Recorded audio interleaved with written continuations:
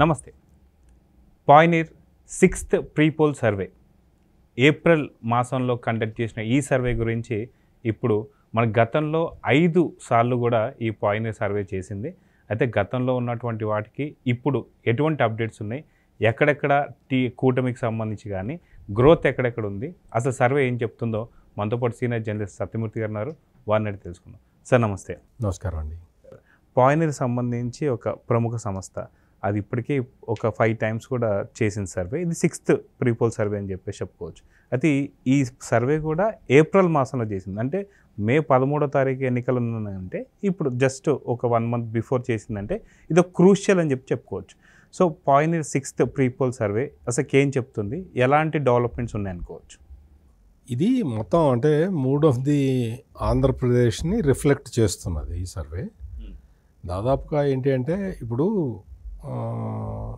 గత శాసనసభ ఎన్నికల్లో జగన్మోహన్ రెడ్డి 151 స్థానాలతోటి ముఖ్యమంత్రి అయ్యాడు. అంటే అది థంపింగ్ మెజారిటీ అంటారు దాన్ని. అంటే వార్ వన్ సైడ్ అనే పదజాలాన్ని ఉపయోగించవచ్చు.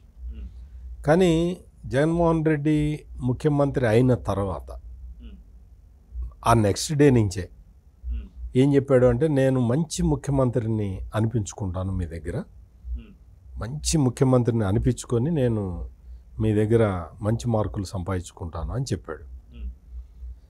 చెప్పినప్పుడు అందరూ ఏమనుకున్నారంటే నిజంగా చేస్తాడేమో, మంచి ముఖ్యమంత్రి అనిపించుకుంటాడేమో అని అందరూ అనుకున్నారు.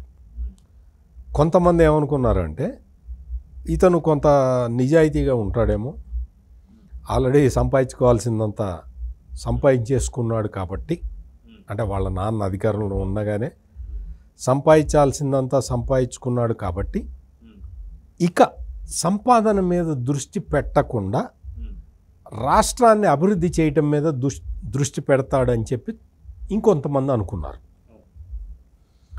దాంతో ఆయనకి బాగా ప్రజల మద్దతు బాగా వచ్చిన తర్వాత జగన్మోహన్ రెడ్డి ఏం ఆలోచించాడు అంటే, ఈ మొత్తం అసలు తెలుగుదేశం పార్టీ బేస్ కదిలిచ్చేద్దాము. జగన్మోహన్ రెడ్డి ఏమనుకున్నాడంటే, అసలు తెలుగుదేశం పార్టీ బేస్ మీద దెబ్బ కొడదాము అని అత్యాశకి పోయాడు. నీకు మ్యాండేట్ ఇచ్చింది ప్రజలకి మేలు చేయటానికి, తెలుగుదేశం పార్టీ బేస్ మీద కొడతాను, జనసేన లేవకుండా చేస్తాను, బీజేపీ తలెత్తుకోకుండా చేస్తాను, దీనికి కాదు నీకు ప్రజలు మ్యాండేట్ ఇచ్చింది. జగన్మోహన్ రెడ్డి ఆ తరహా పాలన మొదలుపెట్టిన తర్వాత ఫస్ట్ కలెక్టర్లు ఎస్పీల మీటింగ్ పెట్టి అసలు రాష్ట్రంలో నదీ పరివాహక ప్రాంతంలో నది ప్రవహించే చోట అక్రమ కట్టడాలు కట్టడం ఏంటి, నేను అసలు వాటన్నిటిని కూల్చేస్తాను, ఇప్పుడు మీటింగ్ పెట్టింది కూడా అక్రమ కట్టడమే అని చెప్పి ప్రజావేదికని కూల్చివేశాడు. దారుణంగా కూల్చివేశాడు. కూల్చివేసినప్పుడు కూడా చాలామంది ఏమనుకున్నారు అంటే, ప్రజావేదికని మరి నదీ గర్భంలో కట్టారు కదా, మరి నదీ గర్భంలో ఉన్న వేరే బిల్డింగులు కూడా పడగొట్టేస్తే అసలు కృష్ణా నది అసలు బ్రహ్మాండంగా ప్రవహిస్తుంది కదా అనే అనుకున్నారు అందరూ. అప్పటికీ జగన్మోహన్ రెడ్డి ఒక ఆలోచన ప్రజలకు అర్థం కాల, నమ్మారు. అప్పుడు కూడా బాగా నమ్మారు. ఆ తర్వాత అమరావతిలో నేను రాజధాని ఉండనివ్వను అని 3 రాజధానుల ప్రతిపాదన ఎప్పుడైతే జగన్మోహన్ రెడ్డి తీసుకొచ్చాడో ఆ రోజు నుంచి జగన్మోహన్ రెడ్డికి బ్యాడ్ డేస్ స్టార్ట్ అవడం మొదలుపెట్టినాయి. మొత్తం బ్యాడ్ డే అసలు ఎట్లా వచ్చేసిందంటే, ఆయన ఏమనుకున్నాడంటే వైజాగ్లో ఎగ్జిక్యూటివ్ క్యాపిటల్, అమరావతిలో శాసన రాజధాని, కర్నూలులో న్యాయ రాజధాని పెడితే 3 ప్రాంతాల ఓట్లు నాకే వస్తాయి అనుకున్నాడు. మొత్తం మొదటి నుంచి ఓట్ బ్యాంక్ పాలిటిక్సే జగన్మోహన్ రెడ్డివి. 151 సీట్లు వచ్చేసిన తర్వాత ఇంకా నువ్వు ఓట్ బ్యాంక్ పాలిటిక్స్ చేయాల్సిన అవసరమే ఉంది. కానీ ఆయన ఓట్ బ్యాంక్ పాలిటిక్సే చేశాడు. చేసేసి 3 రాజధానుల కాన్సెప్ట్ తీసుకొచ్చిన తర్వాత అప్పుడు ప్రజలకి ఇంకా కాస్త ప్రజలకి ఇంకా ఎక్కువ మంది ప్రజలకి అర్థమైపోయింది, ఇతను పొలిటికల్ గేమ్ ఆడుతున్నాడు తప్ప రాష్ట్రాన్ని అభివృద్ధి చేయటానికి లేదా రాష్ట్రాన్ని ఒక డైరెక్షన్లో కొత్త డైరెక్షన్లో తీసుకెళ్ళటానికి ఇతను పని చేయడం లేదు అని ఎస్టాబ్లిష్ చేసుకున్నారు ప్రజలు.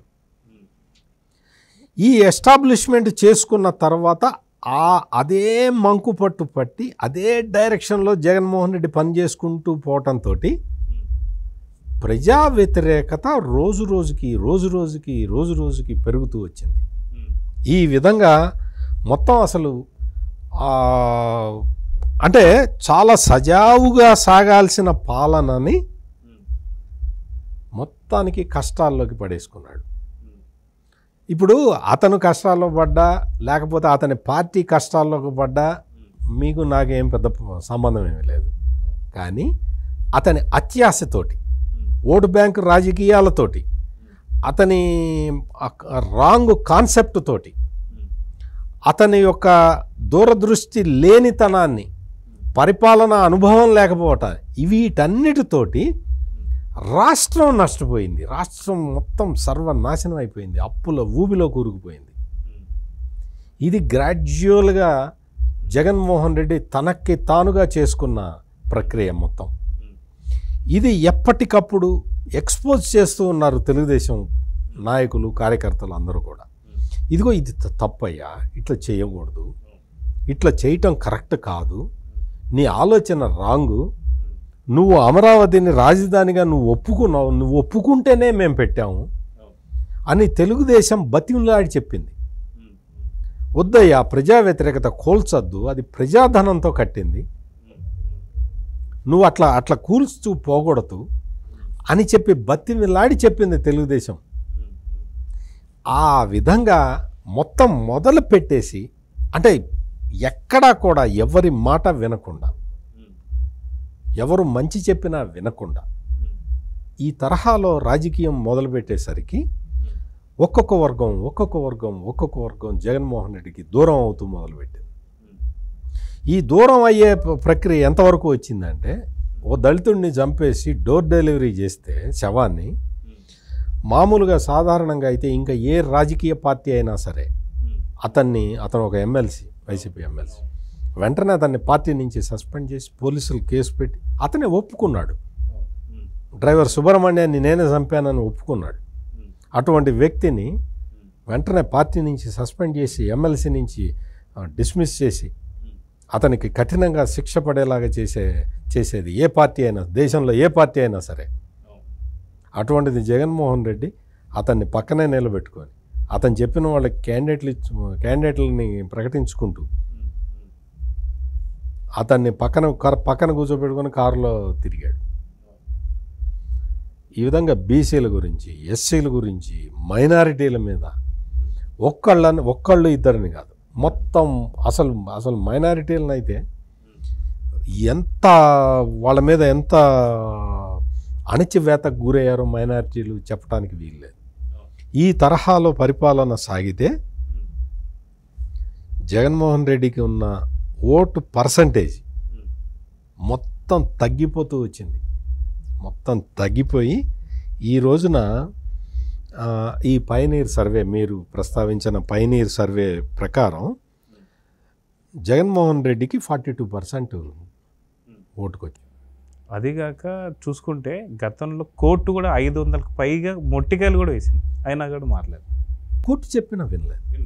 కోర్టు ఇప్పుడు తెలుగుదేశం పార్టీ చెప్పింది, ప్రజా సంఘాలు చెప్పినాయి, కొంతమంది మేధావులు చెప్పారు తప్పు, ఇట్లా చేయకూడదు, భావ ప్రకటన స్వేచ్ఛ లేకుండా చేస్తున్నావు తప్పు అని. ఏది వినలేదు.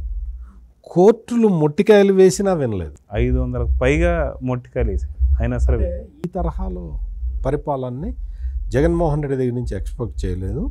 దాని పర్యవసానమే ఇప్పుడు ఆయన ఓట్ షేరు 42%కి పడిపోయింది. ఈ 42%కి ఓట్ షేరు పడిపోవటం వల్ల మొత్తం జగన్మోహన్ రెడ్డికి ఇప్పుడు ప్రస్తుతం అంటే ఈ సర్వేలో చెప్పిన దాని ప్రకారం 46 ఎమ్మెల్యే సీట్ల కన్నా ఎక్కువ రావట్లేదు. 151 నుంచి 46 పడిపోయాడు. 46కు పడిపోయాడు. కీన్ కాంటెస్టు 10 నియోజకవర్గాలు చెప్తున్నారు వీళ్ళు. 10 నియోజకవర్గాల్లో మరి ఏవి ఏటిపోతాయి అనేది వాళ్ళంతా క్లియర్గా చెప్పలేదు. కానీ తెలుగుదేశం కూటమికి మాత్రం 119 చెప్తూ ఉన్నారు. 19 ఎంపీ సీట్లు చెప్తున్నారు. వైసీపీకి ఏమో 46 ఎమ్మెల్యే స్థానాలు, 6 ఎంపీ స్థానాలు వస్తాయని చెప్పి వీళ్ళు చెప్తూ ఉన్నారు. ఇది బ్రాడ్గా ఈ పైనీర్ సర్వే చెప్తూ ఉన్నదన్నమాట. ఇప్పుడు కీన్ కాన్స్టిట్యున్సీ చూసుకుంటే మనకు 10 ఒకవేళ సగం వేసుకున్నా సరే ఇక్కడ 124, అక్కడికి వచ్చేసరికి దగ్గర 50కి పైచులు 50 దాకా టచ్ అవ్వచ్చేమో. అయినా సరే ఎక్కడ కూడా ముందంజు కాకపోతే గవర్నమెంట్ ఫామ్ చేసే స్కోప్ అనేది అసలు లేనే లేదని చెప్పుకోవచ్చు. ఆలోచనలు అసలు అది జగన్మోహన్ రెడ్డికి ఇప్పుడు మామూలుగా అంటే pioneer poll strategies private limited వాళ్ళు చెప్పిన సర్వే కాకుండా మామూలుగా చెప్తాను. అంటే ఈ సర్వేతోటి సంబంధం లేకుండా మామూలుగా నా రీడింగ్ ప్రకారం చూస్తే భారతదేశంలో ఏ రాష్ట్రంలో ఏ అధికార పార్టీకి లేనంత యాంటీ ఇన్కంబెన్సీ జగన్మోహన్ రెడ్డికి ఉన్నది. యాంటీ ఇన్కంబెన్సీ అంటే ప్రభుత్వ వ్యతిరేకత.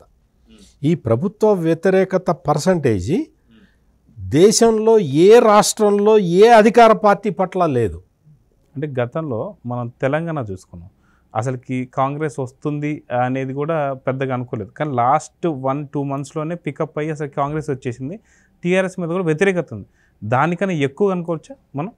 అసలు టీఆర్ఎస్ మీద ఉన్న వ్యతిరేకతకి 100% ఎక్కువ ఉంది ఆంధ్రాలో జగన్ మీద. టీఆర్ఎస్ ఏంటంటే కేసీఆర్ అహంకారం మీదే పోలింగ్ జరిగింది. తెలంగాణ మొత్తం కూడా కేసీఆర్ అహంకారాన్ని తట్టుకోలేకపోయారు, దానికి వ్యతిరేకంగా ఓటు వేశారు. జగన్మోహన్ రెడ్డికి ఏంటంటే అహంకారము చేతగానితనం, అహంకారానికి చేతగానితనం కూడా కలిసింది. అదిగాక కేసీఆర్ ఇక్కడ ఎవరిని కూడా వ్యక్తిగతంగా ఎవరిని చేయలేదు, దళితులు కేసీఆర్ కూడా చేశాడు. కేసీఆర్ అణచివేత విధానాలనే జగన్మోహన్ రెడ్డి అనుసరించాడు. ఇక్కడ కూడా భావ ప్రకటన స్వేచ్ఛ లేకుండా చేశాడు కేసీఆర్. అందుకనే ప్రజలు తిరుగుబాటు చేశారు. ఇక్కడ కేసీఆర్ చేసినవన్నీ చూసుకొని దీనికి 10 అక్కడ భావ ప్రకటన స్వేచ్ఛ లేకుండా చేశాడు. ఈ రోజుకి ఆంధ్రప్రదేశ్లో చాలా ఛానల్స్ రావు, ప్రసారం కావు. ఫర్ యువర్ ఇన్ఫర్మేషన్ చెప్తున్నా. అంటే భావ ప్రకటన స్వేచ్ఛని అంతలా అణిచివేసి జగన్మోహన్ రెడ్డి తన ఓన్ పత్రికని, తన ఓన్ ఛానల్ని, వాటిని ప్రభుత్వ డబ్బులతోటి ప్రమోట్ చేసుకుంటూ పబ్లిక్లో చెప్తాడు, మీరు వేరే మీడియా చదవద్దు, వేరే మీడియా చూడొద్దు, సాక్షినే చదవని, సాక్షినే చూడండి అని చెప్తుంటాడు. వేరే మీడియాని కూడా రావద్దని కూడా చెప్తుంటాడు. ఈ తరహాలో చేస్తాడు. ఇవన్నీ కూడా ఇప్పుడు పైనీర్ పోల్ స్ట్రాటజీస్లో ఇవన్నీ రిఫ్లెక్ట్ అవుతూ ఉన్నాయి. మొత్తం ఈ పార్లమెంటు సీటు వైజ్గా కూడా వీళ్ళు ఇచ్చారు. మొత్తం అంతా స్వీపే కొడుతుంది. శ్రీకాకుళం పార్లమెంటు స్థానంలో వైసీపీకి 1 వస్తున్నది. విజయనగరం పార్లమెంటు స్థానంలో మొత్తం వైసీపీకి 2 వస్తున్నాయి. అరకు కొంత మొగ్గు ఉన్నది వైసీపీకి ఈ స్ట్రాటజీస్ దీని పైనీర్ స్ట్రాటజీస్ లెక్క ప్రకారం. విశాఖపట్నం అయితే మొత్తం అసలు అంతా తెలుగుదేశం కూటమి స్వీపు, వైసీపీకి 1 సీటు కూడా రావటం లేదు. అనకాపల్లి పార్లమెంటు దాంట్లోకి వస్తే 1 సీటు వైసీపీకి రావటానికి అవకాశం ఉన్నది. కాకినాడ పార్లమెంటు స్థానంలో 1 సీటు వైసీపీకి చూపించారు వీళ్ళు. రాజమండ్రిలో కూడా అంతే, రాజమండ్రి లోక్సభలో 1 వస్తుంది. అమలాపురంలో అయితే వైసీపీకి 1 సీటు కూడా వీళ్ళ దీంట్లో పోల్లో రాలేదు. అదేవిధంగా నర్సాపూర్ పార్లమెంటులో 1 సీటు కూడా వైసీపీకి వచ్చేది లేదు. ఏలూరు పార్లమెంటులో 1 సీటు వైసీపీకి వస్తుంది అని చెప్పి పైనీర్ పోల్ స్ట్రాటజీస్ వాళ్ళు చెప్తున్నారు. మచిలీపట్నం పార్లమెంటు సెగ్మెంట్లో ఒక్క సీటు మాత్రమే, అది కూడా చాలా స్వల్ప మార్జిన్లో ఉన్నది వైసీపీ. విజయవాడ లోక్సభ పరిధిలో అయితే ఒక ఎస్సీ కాన్స్టిట్యున్సీ ఒక్కటి మాత్రమే వైసీపీ గెలుచుకోవటానికి అవకాశం ఉన్నది అని చెప్తున్నది. గుంటూరు పార్లమెంటులో అయితే ఒక్కటి కూడా వైసీపీకి లేదు. నరసరావుపేట పార్లమెంటులో అయితే ఒక్క స్థానం వైసీపీకి వస్తుంది అని చెప్పి పైనీర్ స్ట్రాటజీస్ వాళ్ళు చెప్తూ ఉన్నారు. బాపట్ల లోక్సభలో ఓన్లీ ఒక్కటి వైసీపీ గెలిచేది. ఒంగోలు పార్లమెంటులో 2 వైసీపీకి 2 అసెంబ్లీ సెగ్మెంట్లు రాబోతున్నాయి. నెల్లూరులో కూడా 2 ఉన్నాయి. తిరుపతిలో అంటే పైనీర్ పోల్ స్ట్రాటజీస్ ప్రకారం తిరుపతిలో 4 అసెంబ్లీ సెగ్మెంట్లని వైసీపీ గెలవబోతున్నదని వీళ్ళు చెప్పారు. కానీ నాకున్న సమాచారం మేరకు తిరుపతిలో కేవలం తిరుపతి లోక్సభ నియోజకవర్గం పరిధిలో ఒక్కటి ఏదన్నా కష్టం మీద బయటపడటానికి అవకాశం ఉంది వైసీపీ. నాకు వీళ్ళు మాత్రం 4 ఇచ్చారు వైసీపీకి, 4 అసెంబ్లీ సెగ్మెంట్లు ఇచ్చారు. నాకున్న సమాచారం మేరకు అయితే ఒక్కటి కష్టం మీద బయటపడటానికి అవకాశం ఉంది. సో కడప పార్లమెంటు విషయానికి వస్తే పైనీర్ స్ట్రాటజీస్ వాళ్ళు వైసీపీకి మొగ్గు వేశారు. నా క్యాలిక్యులేషన్ ప్రకారం అక్కడ షర్మిల గెలవబోతున్నది, అంటే కాంగ్రెస్ గెలవబోతున్నది. ఇది ఒకటి కొంచెం అంటే పైనీర్ పోల్ స్ట్రాటజీ వాళ్ళు వేసిన లెక్కను నాకున్న సమాచారం ఇది కొంచెం తేడాగా ఉన్నది. కడప పార్లమెంటులో కూడా వీళ్ళకేమీ వైసీపీకి మొగ్గు కనపడుతున్నట్టు ఉంది, కానీ అన్నీ కూడా టైట్ ఫైట్లోనే ఉన్నాయి, చాలా టైట్ ఫైట్లో ఉన్నాయి. వైసీపీకి క్లియర్ కట్గా ఉన్నది అంటే పైనీర్ పోల్ స్ట్రాటజీస్ ప్రకారం కూడా వైసీపీకి క్లియర్ దీంతో ఉన్నది జమ్మలమడుగు ఉన్నది, బద్వేల్ ఎస్సీ కాన్స్టిట్యున్సీ ఉంది. మిగిలినవి పులివెందుల్లో చాలా మార్జిన్ చూపించారు, చాలా 64% చూపించారు. కానీ నేను ఇక్కడ కూడా డిఫర్ అవుతున్నాను, పైనీర్ పోల్ స్ట్రాటజీ వాళ్ళతోటి నేను డిఫర్ అవుతున్నాను. ఎందుకంటే పులివెందుల్లో లేటెస్ట్ పరిస్థితి చూస్తే అంటే అఫ్కోర్స్ వీళ్ళు కూడా లేటెస్టే చేశారు, కానీ బట్ చాలా మార్జిన్ చాలా తగ్గిపోతుంది. స్థానికంగా జరుగుతున్న పరిణామాలు నిశితంగా గమనిస్తే అసలు జగన్మోహన్ రెడ్డి గెలుస్తాడా లేదా అనేది కూడా డౌట్ ఉంది. రాజంపేట కొంచెం వైసీపీకి ఇదిగానే ఉంది. చిత్తూరు జిల్లాలో 1-2 అంటే పైనీర్ పోల్ స్ట్రాటజీ వాళ్ళు 3 ఇచ్చారు, 3 అసెంబ్లీ సెగ్మెంట్లు వైసీపీకి ఇచ్చారు. నంద్యాల పార్లమెంటు కాన్స్టిట్యున్సీలో 5 అసెంబ్లీ సెగ్మెంట్లు ఇచ్చారు. నేను ఇక్కడ కూడా కొన్ని చోట్ల అయితే అసలు ఇంత మొగ్గు కనపట్టలేదు, అంటే నా రీడింగ్ ప్రకారం. అంటే వీళ్ళు చాలా శాస్త్రీయంగా సర్వే చేశారు. నేను అంత అక్కడ ఉన్న వాళ్ళని ప్రస్తుత పరిస్థితులు, రాజకీయ పార్టీ లీడర్లు ఎటువైపు వెళ్తున్నారు, ఆ లీడర్లతోటి ఎంతమంది క్యాడర్ వెళ్తున్నారు అనేది లెక్కేసుకుంటే నాకు వచ్చిన ఇది. కర్నూలు వైసీపీకి బాగానే ఉందని పైనీర్ పోల్ స్ట్రాటజీస్ చెప్తున్నారు. అనంతపూర్ అయితే వాషౌట్, వాళ్ళకేం లేదు. పైనీర్ పోల్ స్ట్రాటజీస్ వాళ్ళు 1 సీటు ఇస్తున్నారు, కానీ ఆ 1 సీటు కూడా రాకపోవచ్చు అనేది నా క్యాలిక్యులేషను. అదేవిధంగా హిందూపూర్లో పైనీర్ పోల్ స్ట్రాటజీ వాళ్ళు 1 సీటు ఇస్తున్నారు వైసీపీకి. నా లెక్క ప్రకారం అక్కడ 1 కూడా వచ్చే అవకాశం లేదు. అంటే ఈ విధంగా చూస్తే మనం పైనీర్ పోల్ స్ట్రాటజీస్ వాళ్ళు 46 సీట్లు ఇవ్వటం, 10 టైట్ కాంటెస్ట్లో పెట్టారు. ఈ టైట్ కాంటెస్ట్లో ఉన్న 10 కూడా కూటమికి వెళ్ళటానికి ఆస్కారం ఉన్నది. సో ఇదంతా చూసుకుంటే ఇది ఏమంటారు, మేనిఫెస్టో జస్ట్ నిన్న వచ్చింది, జస్ట్ ఒక్కరోజే అయింది. కానీ ఇది 2-3 రోజులు మారితే మటుకు మేనిఫెస్టో చూసిన తర్వాత వైసీపీకి సంబంధించిన నాయకులే అసంతృప్తి చెందుతున్నారు. బాగా మంచి పాయింట్ చెప్పారు. ఇది మేనిఫెస్టో కన్నా ముందర వచ్చిన సర్వే కాబట్టి మేనిఫెస్టో రిలీజ్ అయిన తర్వాత వైసీపీ ఎమ్మెల్యే క్యాండిడేట్లే ఇంట్లో నుంచి కూడా బయటికి రావట్లేదు. సో చూద్దాం సార్, ఖచ్చితంగా మే 13వ తారీఖు ఎలక్షన్స్ జరగబోతున్నాయి, జూన్ 4వ తారీఖు రాబోతుంది కాబట్టి ఈసారి పూర్తి క్లీన్ స్వీప్ జరగబోతుందని చెప్పి అన్ని ప్రముఖ ఏదైతే సర్వే చెప్తున్నాయి. చూద్దాం సార్ ఏం జరగబోతుంది. Thank you. నమస్కారం.